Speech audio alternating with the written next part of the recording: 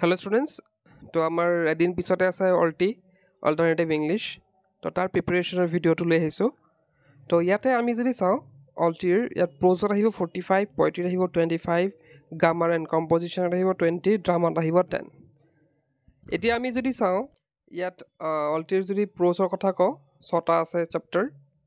আৰু পইট্ৰি ছেকশ্যনত আছে 5টা চেপ্টাৰ আছে এতিয়া প্ৰ'জৰ ক্ষেত্ৰত আমি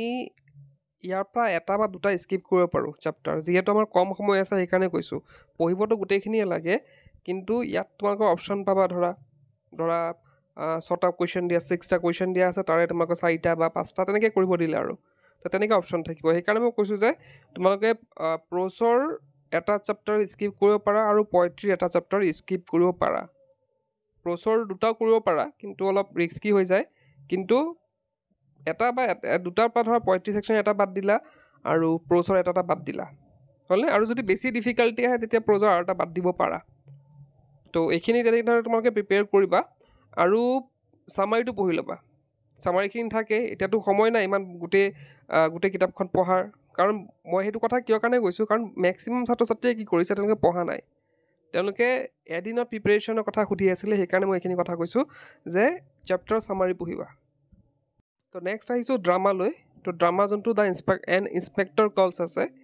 সেইটো তোমালোকে স্কিপ কৰিব লাগিব ইয়াত 10 মাৰ্কছ আছে কিন্তু কিতাপখন যিহেতু বহুত ডাঙৰ আৰু তোমালোকে এতিয়ালৈ পঢ়া নাই গতিকে সেইটো স্কিপ কৰিব লাগিব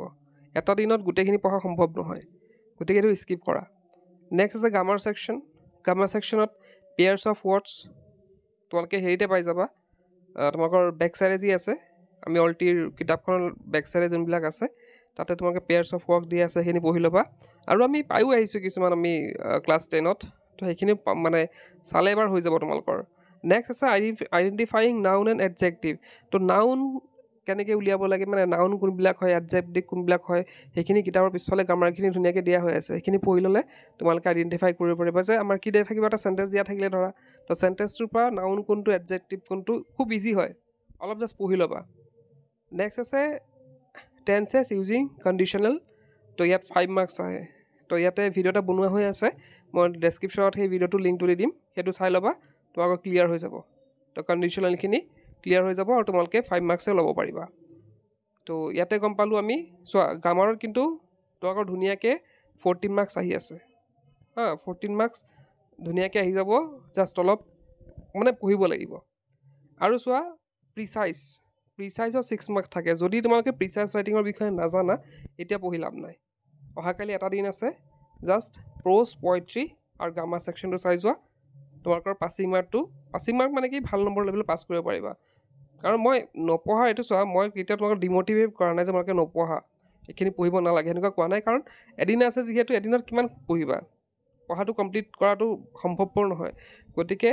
সেইখিনিকে কৰা যোনখিনি কথা কৈছোঁ সেইখিনি ধ্যান দিয়া গ্ৰামাৰ ছেকশ্যনটো কমপ্লিট কৰা প্ৰ'জ পইট্ৰি যিমান পাৰা ভালদৰে পঢ়ি যোৱা হৈ যাব তোমালোকৰ